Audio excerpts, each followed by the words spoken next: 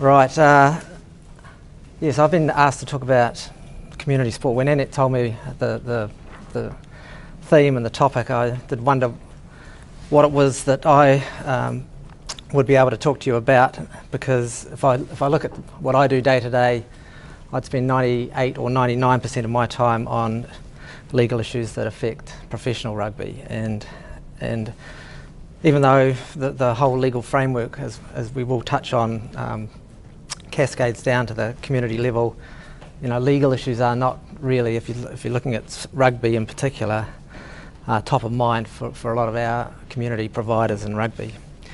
I think probably the biggest thing that when I was thinking about why me, is that I've played hockey for 50 years. I was lucky enough to be born with a sort of lifelong love of the sport. I've done every role in administration. I've played for my country, and I now sit on boards, and I have been involved at the governance of New Zealand hockey as well. So it's a sport, community sports in my DNA. So I certainly bring that sort of a perspective to it. So I'm going to give you a bit of a brief snapshot of the sporting landscape in New Zealand, and I should also probably say that, you know, I haven't worked in government. I actually work in a sport that's probably got fewer members than a whole lot of Queensland sporting organisations. You know, I come from a country that's only twice as big as Brisbane, probably. So, you know, all of those things are relevant to what you're going to hear today. So the first thing I want to do is just paint a bit of a picture about sport and rec in New Zealand. And as I say there, when Sport New Zealand, which is the government body that's responsible for delivering sport and rec in New Zealand, thinks about community sport, they define it as play, which they define as age and stage appropriate development opportunities for young people, but which I call basically mucking about. Active and outdoor recreation, we'll see what a massive impact that has when a government agency looks at the broad sport and recreation section. And then competitive sports, which is what we're going to talk about at the back end of this, which is rugby. So it does include things like walking, but it doesn't include passive activities like gardening.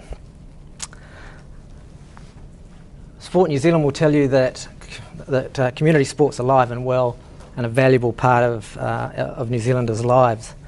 And I know this has been touched on a little bit this morning, but contributing to healthy minds and bodies. A lack of physical activity contributes to 12.7% of all deaths in New Zealand each year.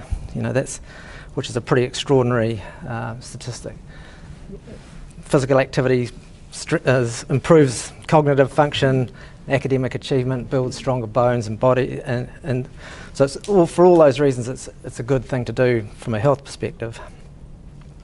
It's part of New Zealand's way of life, as it is obviously over here, that everybody is associated to, or most people, to a greater degree with sport. So 9 out of 10 kids in New Zealand spend more than 3 hours a week doing sport, whether that's formal or informal.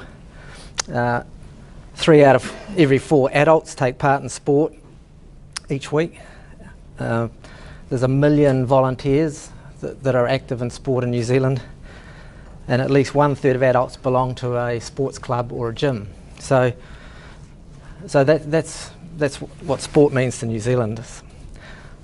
And in terms of the benefits to the economy, well, I've put up there on the slide some of the main economic benefits. So 50 million hours of volunteer time each year. Same contribution to the economy as the dairy industry, which many of you will understand in New Zealand is a massive industry.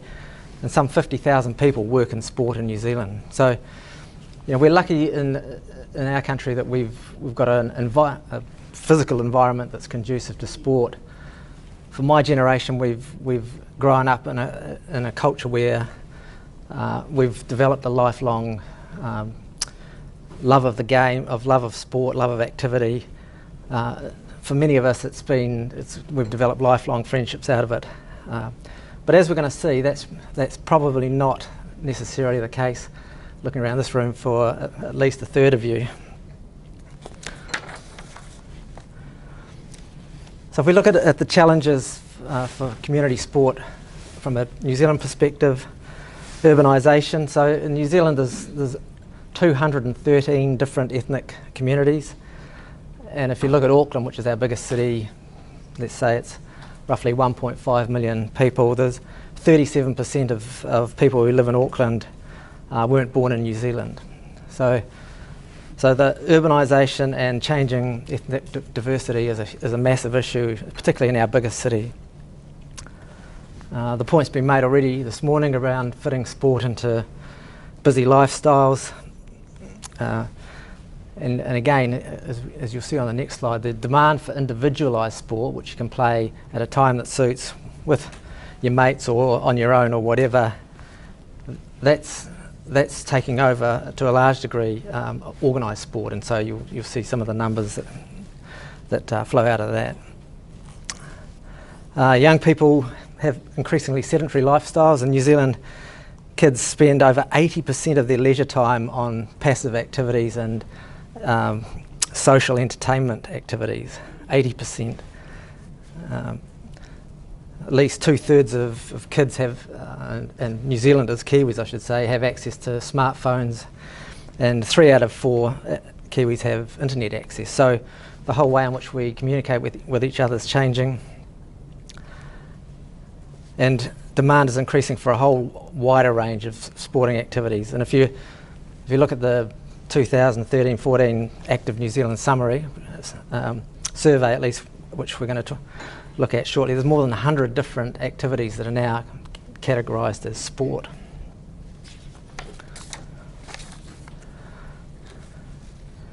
This is a good lesson for you to carefully check photos before you load them into the presentation.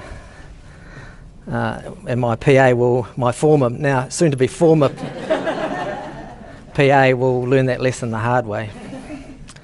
So I'm not sure how well you can read that, but essentially, let me background the survey a little bit. So this is a survey that's done on behalf of Sport New Zealand, where they have interviewed 6,500 adults, so that's people 16 and over, for half an hour in their home, and then there was a follow-up 10-minute interview which you could either do in your home or over the internet.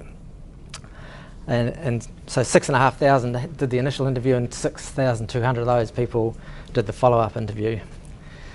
And then for those of you who are statisticians, you'll understand what happened next, but which I don't quite. But anyway, they essentially took the ethnic population of the census and manipulated the data so that these survey results are sort of in line with population and ethnicities from the New Zealand census. Anyway, some of the interesting things for me when you look at that, look at all those top few sports: walking, swimming, cycling, equipment-based exercise, so treadmills and all those home exercise machines that you can buy. Fishing, jogging or running, Pilates, yoga. I mean, essentially the first sort of organised, you might argue that swimming could be categorised as organised sport, but the first sort of organised sport is golf. And then you got, football and so on. So, and then if you go right down the other end of the scale, so at 20th, so this is the top 20, and so rugby doesn't even feature in the top 20 participation level sports in New Zealand, but touch rugby does, and that's a source of some interest to us. And then there's rugby sitting at 26th, where 3.6, whatever that number is, of adults participate in rugby. And these interviews have taken place over the period of a year, so from April to March, so that you actually got a reasonable feel for people getting interviewed at the time these things are actually being played. And to give this a little bit of context, so the Sport New Zealand have also done a survey that has looked at participation levels over time, and there's another document that's participation levels from 1998 through to 2014, so it's 16 odd years.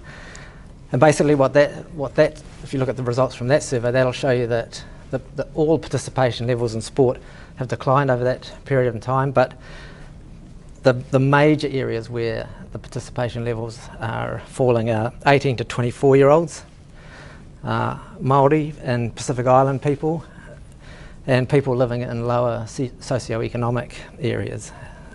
And so, you know, if you're the national body administering sport, those are going to be some real areas of concern for you.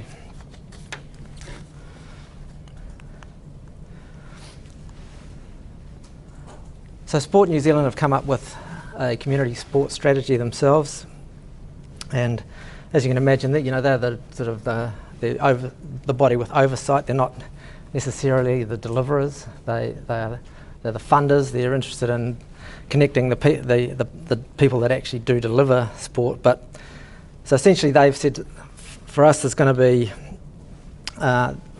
these focus areas. Developing a lifelong love of participating in sport. So this is this concept of physical literacy. We'll talk a little bit about it, but it's basically the mastery of fundamental movement skills and fundamental sports skills that permit a child to read their environment and make appropriate decisions. So basically that's going to be a key focus from a Sport New Zealand perspective. Increasing the connectivity between those delivering sports. So in New Zealand there's a whole range of bodies who are responsible for sports delivery, from government through to local authorities. There are regional sports trusts, there are national sports organisations, regional sports organisations, clubs, and a whole gaming trusts, and a whole other range of stakeholders that are involved. And they're going to obviously identify those areas that I talked about before, where the participation levels are the lowest. And then the other part of this is ensuring that there are quality talent pathways in the targeted sports. And basically, essentially the way the high performance sport model works in New Zealand, which takes up a massive chunk of the sports funding from Sport New Zealand, is you've got various tiers of sport and there are associated levels of funding that go with that. And if you look at ours, and most of them are Olympic sports, so Tier 1 cycling, rowing and yachting, Tier 2 athletics, netball, equestrian, and rugby sevens, women and men, which where rugby comes into the picture from a Sport New Zealand perspective. Tier 3 canoe, triathlon, and the hockey women, so our national Black Sticks team perform at such a level that they actually attract targeted funding, but the men don't. And then there's also some other targeted sports, including Paralympics. So basically, the Sport New Zealand's key driver is that in those particular sports, there is the whole talent pathway developed. And under each of those pathways, those focus areas are going to have the following. So developing insights into what participants want, trends and demographics, those sorts of things. Essentially, that's obviously going to be done through research. I'll talk about some of the research that Rugby's done a little bit later. Assisting sports to find the right people to govern and run the sporting sector. I probably have to take rugby out of this, but essentially in New Zealand anyway, people tend to work in sport for love, and but that doesn't necessarily mean that the calibre is right and at the right level. Better alignment across sports and planning and development of facilities and spaces. You know, we still have situations where, to give you a local example, in Wellington, where I live, you know, a school builds an artificial football surface and then complains to the local football association, Capital Football, about why it won't be utilised, why they won't utilise it. And the simple answer from Capital Football's point of view is, well, actually we don't need another artificial surface in South Wellington. We've got 3 already down there that aren't fully utilised. If you wanted to build a facility, you should have built it in the north or the western suburbs. That's where we need sports facilities. You know, do we really need swimming pools in every single suburb? All those sorts of things. And New Zealand is such a fractured structure and fragmented structure that someone needs to coordinate the making of those sorts of decisions. Identifying partners who can make a difference. One of the things that is a big push at the moment in New Zealand is what we call sports fields, so sporting hubs. And so combining half a dozen clubs in a particular community, they all share resources and they all belong to, in effect, the one big club. And that's a much better use of time. You can build better facilities. But we need people that who are prepared to work together and actually get those sort of organisations over the line. You know, my own sport, my own little trust that I'm chairing with, which is around hockey facilities. There's a sport hub out the Hut, where, you know, that's a $15 million project, which is a massive amount of money in New Zealand terms, and that's taken something like 7 years to get to the point where they've got one artificial surface down. So these are not easy exercises to do, but from a Sport New Zealand perspective, they're certainly high priority.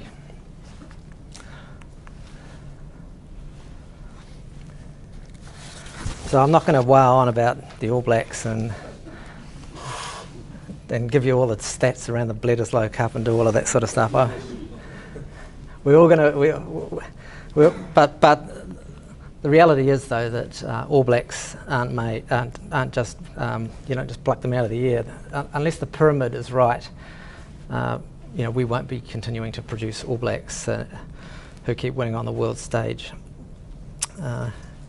We have had a community plan for many years, and what I wanted to give you some insights into now is what's worked, what are the problem areas from our community perspective, and what are the areas we think that need to be worked on.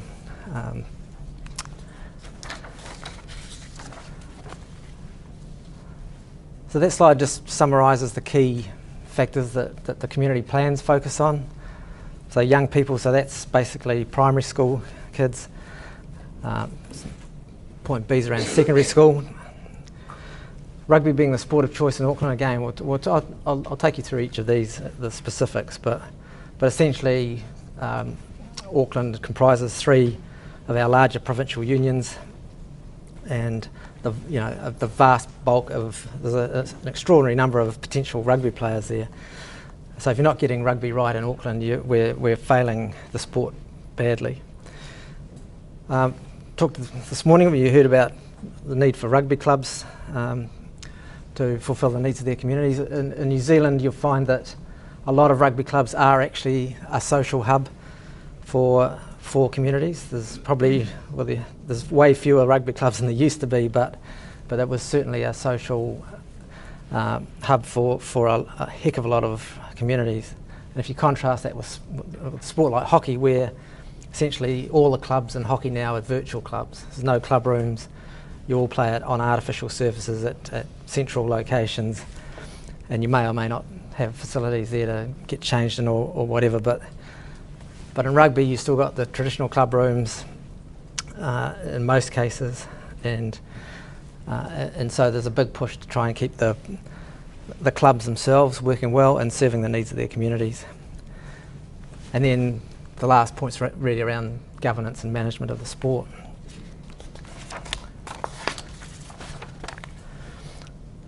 So I want to spend a little bit of time talking about Small Blacks, because this is really where you have to get it right if you want to build a lifelong love of rugby. A Small Blacks program for us is essentially under 12, up to 12, but there's 3 components. There's 5 and 6 year olds, which is basically the beginning stage, and they play what's called ripper rugby, and that's basically kids running around tearing flags off that are attached to belts around other kids' hips.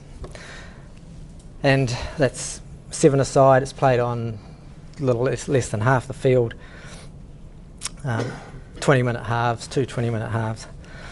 And then the next stage is learning the game, and that's that's played by 7 through to 9-year-olds, and that's where basically you can tackle for the first time, and you have line-outs. You're not allowed to push in the scrum. I hope everybody knows what a scrum is. And then you've got 10, 11, 12-year-olds who are playing full contact rugby, and 15 aside, full field, and contact, a full contest for the ball. So you've got each of those 3 modules. It's called the Small Blacks Development Model, and that's been basically rolled out across the whole country. And you can see from that third bullet point that we've been relatively successful in growing numbers of kids involved in Small Blacks rugby. One of the features of this model is that it's compulsory. You cannot coach any team in any one of those 3 aspects of rugby without getting accredited as a coach. And the coaching is specific to each of those modules. So if you've been accredited to coach 5 and 6-year-olds, you can't coach 6, 7, 8, and 9, unless you've then got accredited at the next level of coaching. And so that's a critical factor. We've then got a thing called the applaud program.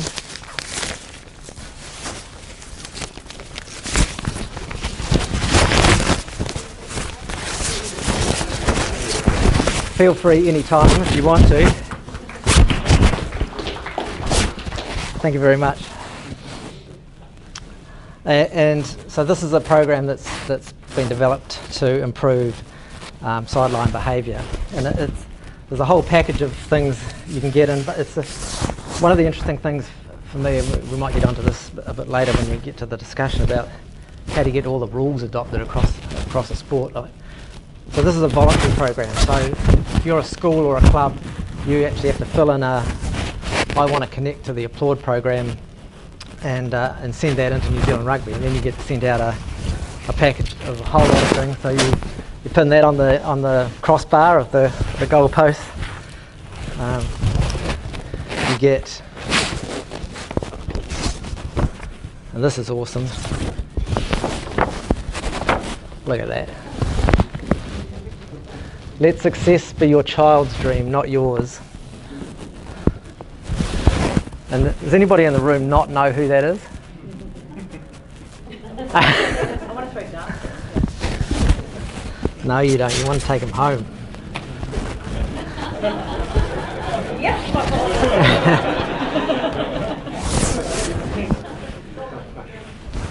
And then there's a whole lot of other resources, and there's a little sort of you can get a little thing, sort of 10 commandments of here's all the things that you're supposed to do on the sideline. There's a whole lot of kids brochures and materials, so anybody can enrol from Australia if you want a package of all this stuff. But I did think I would just read out a little bit of this.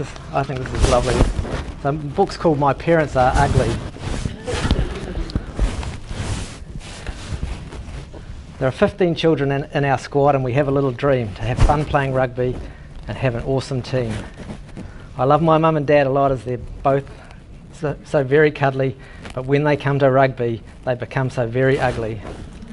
My mother can spend forever fashioning her hair, but when she's at the rugby, she doesn't seem to care. When we go to the shop, she buys us ice cream, but when she goes to the rugby, she just seems to yell and scream. My dad at home is quiet and kind, he's everyone's mate, but when he's at the rugby, he gets into such a state. When I help him out at home, I get patted on the back. When he's at the rugby, he thinks I'm an All Black. Smash him to the ground, he'll shout with a spit. And if I drop the ball, he says, "What are you doing, you silly twit?" Anyway, you get this. So there's some really cool kids materials that go with it, and it's been a hugely popular program. It's not. I'll talk a little bit later about some of the improvements. It's not everybody's cup of tea, because it's quite a confronting thing, and without casting aspersions on the game, if you're a parent and you've got mongrel mob members on the sideline who are playing up, it's going to be a very confronting thing for you to go up and say to them, "Hey, listen, mate, can you watch your language?" We're trying to teach our kids the proper values of rugby, and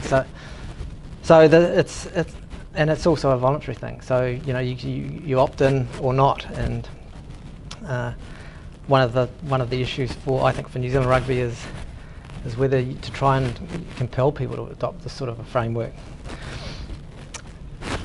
And the last point there is around ripper rugby, so which I've touched on before. One of the things I like about ripper is that when you pull your mate's flag off the hip, the rule is you have to actually walk up to them and hand it back, and you can't join the game unless you do. So you can't just pull his flag off, and because once you've had your flag off, you can't join the game until you've got your flag back on. But your mate's not allowed to run away with it and chuck it over the sideline or into the bush. So it does, we are trying to, well, as a sport anyway, that does try and engender some sort of good sportsmanship. Police betting's interesting. You probably do a lot more in this whole child protection space than we do in New Zealand. We've been a little slow, I think, in developing a child protection model within rugby. I think here is it a legislative requirement that you have child protection policies in every sport? Yeah. So we are developing it. We do police betting for every coach in New Zealand, so 11,000 coaches. One of the things that we do is that you have to be careful about what offences you'll strike people out for, because there are, out of 11,000 coaches, you can imagine there are a hell of a lot of people come back with criminal records. So it's really only the most serious end of the spectrum that we actually kick people out of coaching.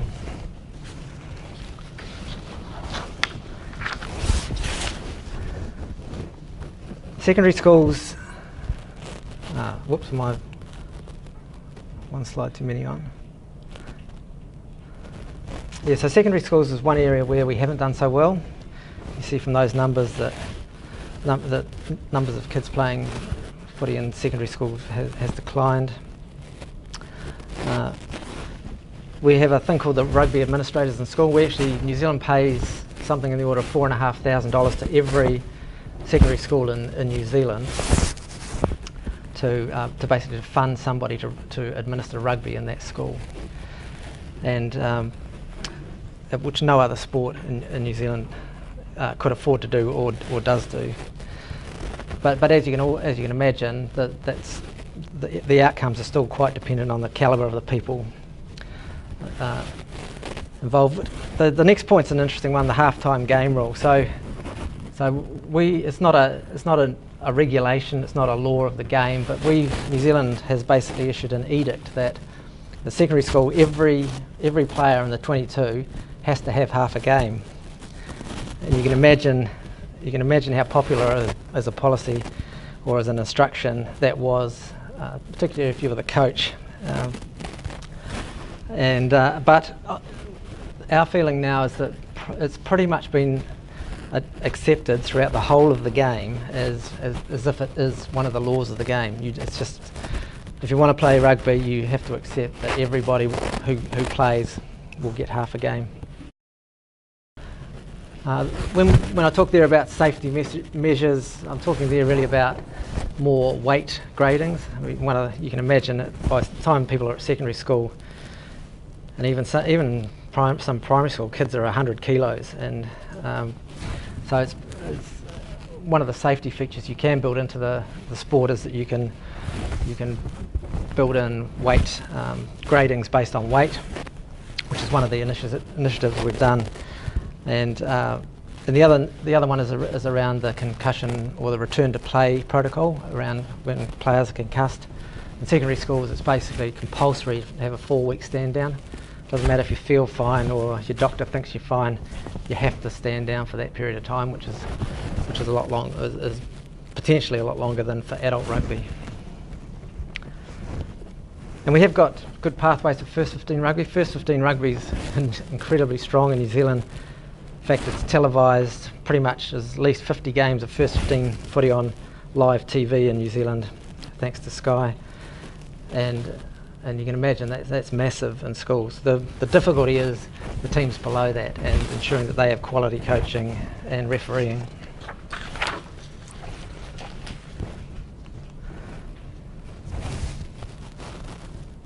So given that secondary schools was an area where we weren't doing so well, we commissioned some research into what was going wrong and why were we losing kids from secondary school sport. And as you would expect, there's no one dominant reason. There's a whole lot of push and pull factors, like kids like being with the boys, having a good time, winning and smashing people and achievement, all those sort of things. That keeps people in the game. But on the other hand, losing, not getting much game time, getting injured, getting smashed, not liking the player culture in the team, all those things come into the mix. So there's a whole raft of reasons why kids in particular don't like or leave the game. And this survey involved 1,700 kids, boys, being interviewed. So they were current, past, and people who didn't play rugby at all. 60-odd% of those were European, 20-odd% Māori, 20 PI, and 7 Asian. So it was a reasonable cross-section probably of the kids that play school footy at secondary school level. I think the most important thing from a New Zealand rugby perspective is the point about the coaches having a disproportionate impact on the overall experience. And essentially if you're the national body, that's where the low-hanging fruit is.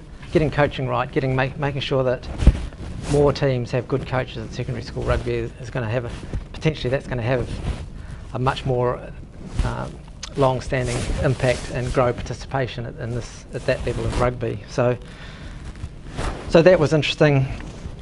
There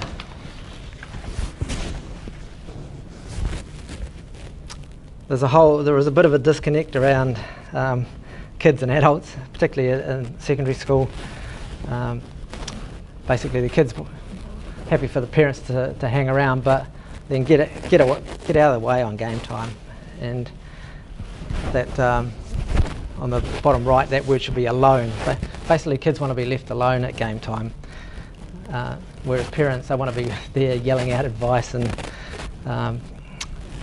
there are some common areas as well, discipline, social values, mateship, parents and kids aligned on those sort of things, the sense of achievement from playing rugby. So there are some common areas between parents and their kids, but when you look at that, it's not hard to see why some kids get turned off playing rugby when their parents have come along to the game with a different set of values.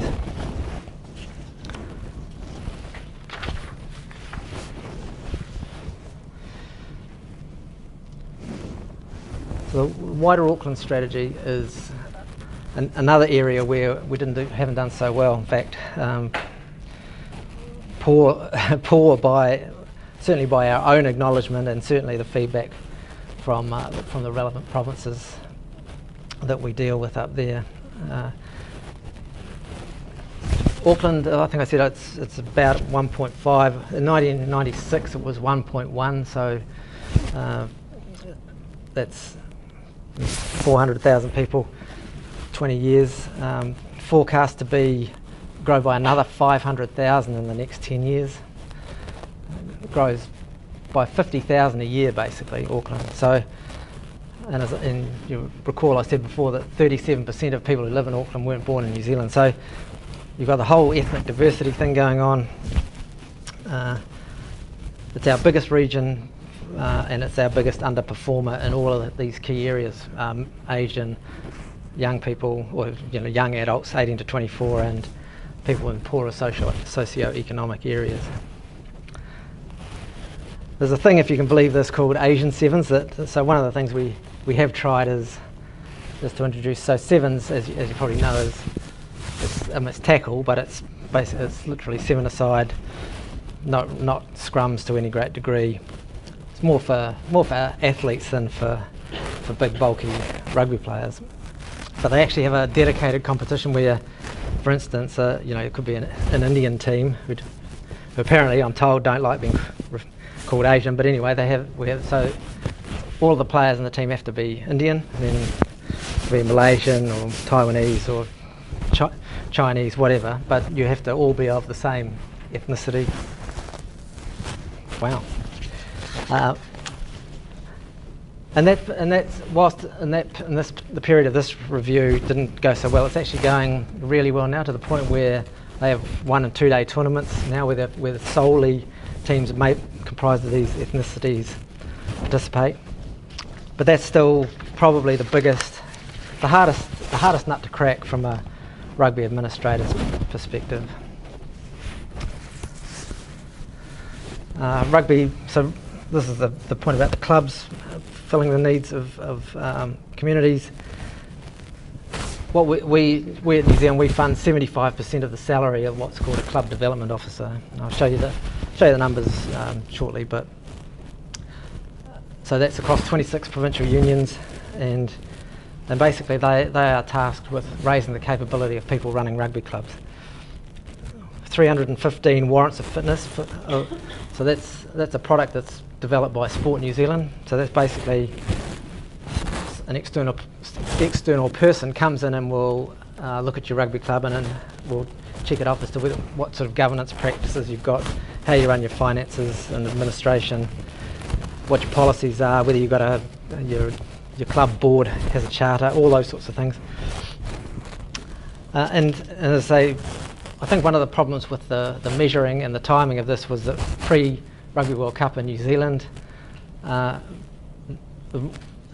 numbers were at whatever levels they were, and they're now returning to about those numbers. But Rugby World Cup caused a spike, so in some respects it's not necessarily surprising that we've had declining levels of participation in the next 4 years. This, I think, highlights one of the biggest areas, though, for us. If you look at so we're increasing the number of coaches, but look at the referees. So declining numbers of referees, and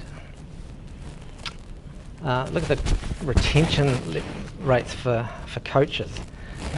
1 in 2 people stop coaching rugby every year. 1 in 2 rugby coaches leave the sport every year, which I think is just an extraordinary statistic. We've got a strand of work developing women's rugby. That's going gangbusters. But we've poured $1.5 million a year into that. So that's about building a capability to administer the women's game. We've developed a women's national interprovincial championship. Got the Black Ferns, a program every year. Māori rugby. I don't know quite what the numbers are, but possibly as high as 1 in 4 players are Māori in New Zealand. So that's an important part of the game, keeping them engaged. And sevens, we're developing a whole lot of new sevens products, because one of the things with sevens is that for a normal rugby player, you just can't play it. You've got to be such an athlete.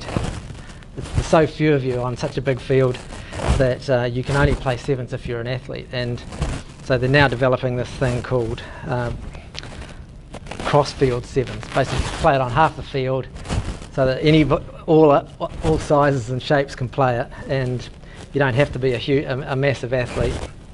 But those sort of things, those sort of new forms of innovation for the game, they're also helping to keep numbers involved.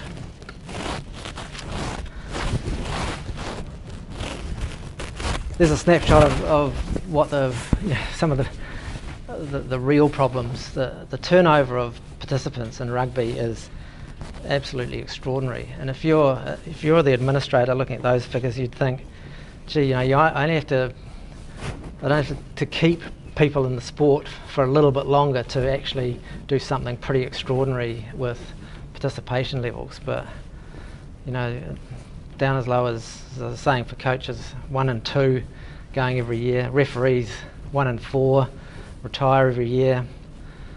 40% of adult players leave the game every year.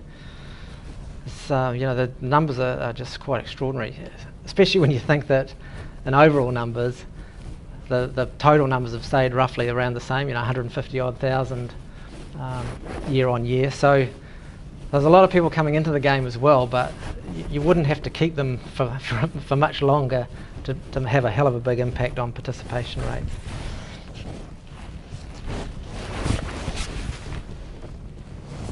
This is a snapshot of some of the money that we put into community rugby, and I appreciate if you don't go around quoting these sort of numbers, because not many in the sport itself get this sort of a detailed breakdown. This is really just to give you an idea about where we put our money, and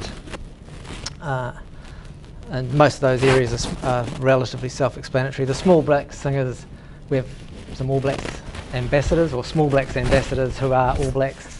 So Dan Carter, Sonny Bill Williams, I think Richie was at one point. So they get paid some money. We have Small Blacks TV that costs. We pay for insurance. We pay for public liability insurance for every club in New Zealand. We also pay death and disability costs insurance for every rugby player in New Zealand as well. So, and we contribute money to what's called the Rugby Foundation, which is a foundation that provides money and resource to players who suffer catastrophic injuries playing rugby. The areas that we need to work on, so these are our challenges really. The applaud program, there's still, if you went to watch on the sidelines of rugby, I think you'd still find that rugby has a problem with its sideline behaviour. I said we can do better in secondary schools, and that's such a key area. There's such a big drop off at each stage of transition in life. From primary to secondary and secondary to study or work. So that's a huge focus for us. Really, does TV make a big difference to keeping people involved in a lifelong love of rugby? Could that money be used better?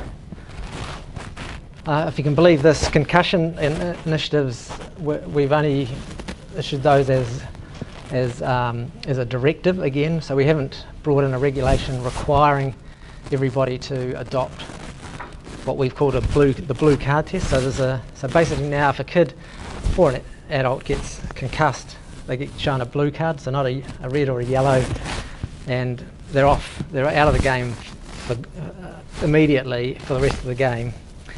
I mean, they can be replaced, but they cannot come back on, and they cannot come back to rugby unless they actually get a signed medical certificate from the registered medical practitioner, who the provincial union approves, to say that they're ready to play rugby again.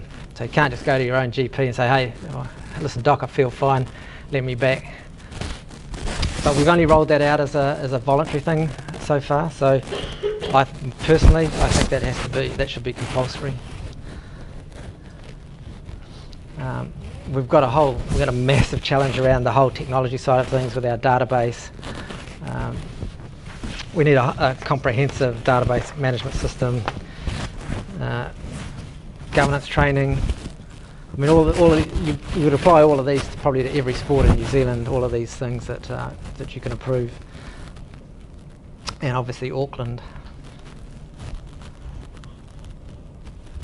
So, in summary, yes, community sport's changing rapidly in New Zealand, and it's really, most of these factors are outside sports control. But you see from those numbers that it's still part of our DNA as Kiwis, and the challenge really is for the team sports, the competitive sports, to manage declining participation levels. We are the best resourced sport in New Zealand by a factor of, I don't know, the next best will be cricket, and I doubt their total revenues would be 25% of rugby's. And if you look at a sport like hockey, rugby's in the order of 30 times better funded. So So we're in the best position possible to look after, to meet these challenges and keep rugby in its special place in New Zealand. And we have at least done the research. We know what the problems are, and so it's really just about getting on now and putting in place some plans to change some of these trends. And that's me. So thank you very much for your patience.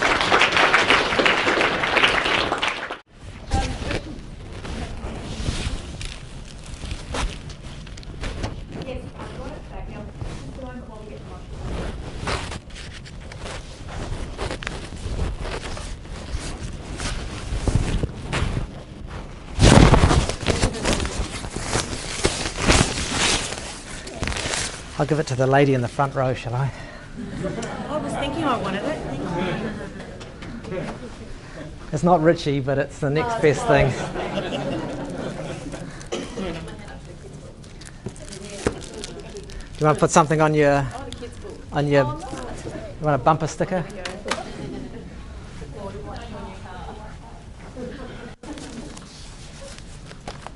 Okay. Thank you for that very comprehensive overview and your insights. I'm interested to know, have you guys done any research into whether players churn sort of in and out and back out again? I come from a community sports background, playing football here in groundball football here in Brisbane, and we've noticed, especially in our senior men's teams, that players will come in for 2 years, drop out for 1 or 2, and come back in again, and rinse and repeat over a number of years. So have you guys done any research to see if that's happening in rugby union? I think I had put it up as one of the bullet points on that slide that we did. When we did the research into secondary school rugby, one of the points that came out of that was that at that level anyway, when people leave, they leave for good. They tend to leave for good. We haven't, as far as I'm aware anyway, we haven't extended that research out to adult or even the Ripper. But yes, when you look at those numbers, when you look at those churn rates, I don't know how many of those kids are coming back in after a couple of years, but certainly at the secondary school level, I think the answer is no, they don't, they're gone.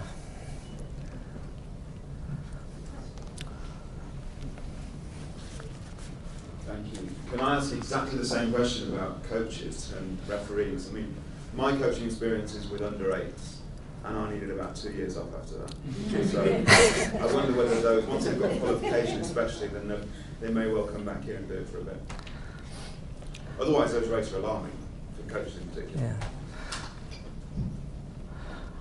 Yeah. Again, I haven't seen that we've done any specific research on whether or not coaches and referees leave for good. But with those rates, it's hard to believe that you still, if you take, so coaches, 11,000 coaches a year.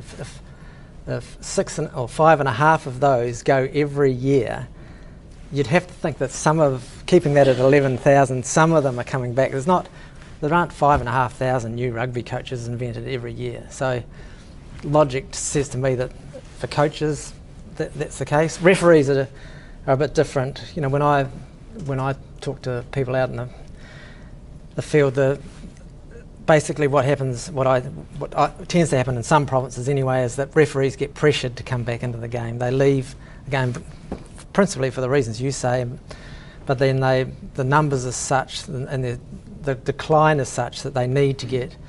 So we've got a lot of, in the province that I'm closest to, Wellington, we've got a lot of referees who are probably still refereeing Premier grade rugby in their late 40s and 50s, and who thought they would have retired years ago. And so I think that the provinces themselves are encouraging that rather than people thinking, oh gee, I really want to go out and referee rugby again. But again, I couldn't give you the science behind that.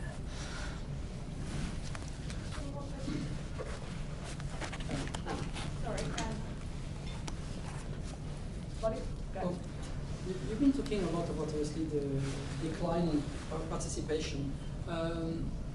And you mentioned that there was no dominant kind of reason behind it. I think by looking at the groups that you identify there, I see minorities, I see young women, and you've been talking about CTE, like chronic traumatic encephalopathy. Do you think that this kind of new pathology and the knowledge about it, and also, for example, what we see in the media and what we see in movies, concussion, for example, has some sorts of responsibility to that decline? Is that camera still on? No, I don't think there's. I don't think concussion is an issue in rugby. Was there not?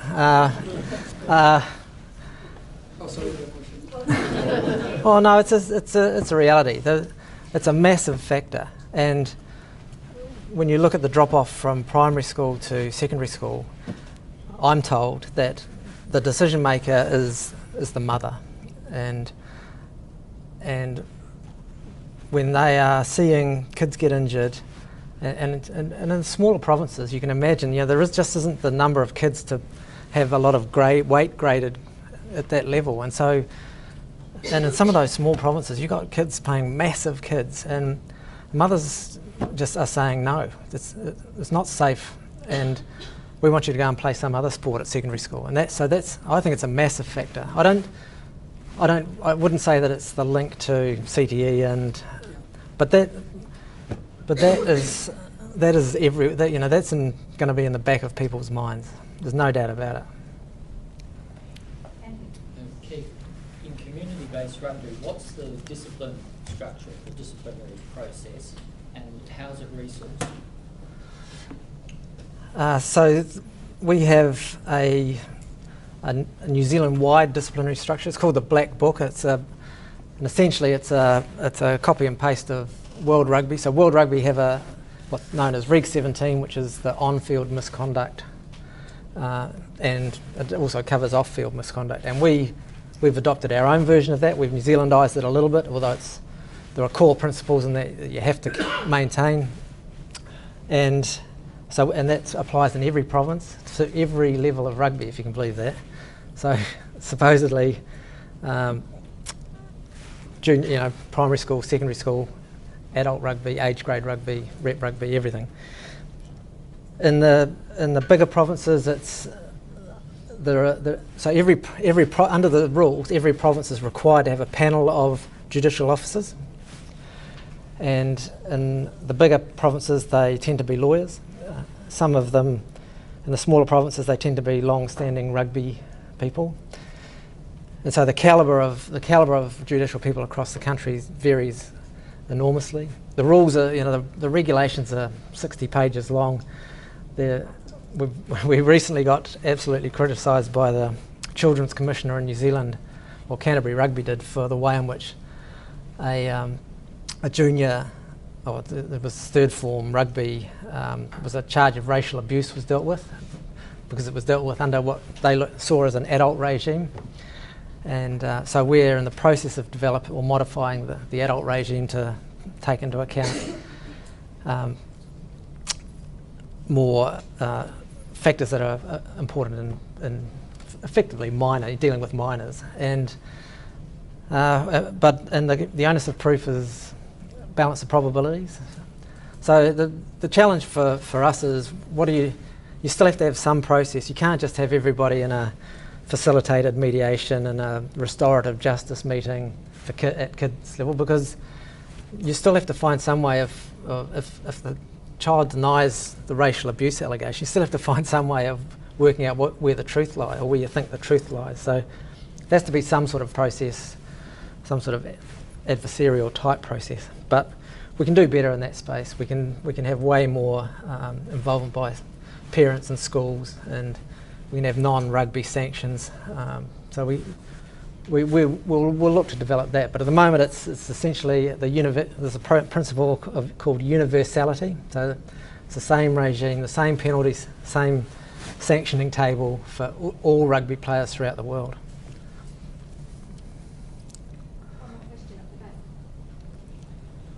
Keith, thanks for the presentation. I was interested to know, you mentioned about the success of touch rugby and how that's really been growing. I was wondering a few things about that. First of all, whether you think that people are leaving traditional rugby to play touch instead.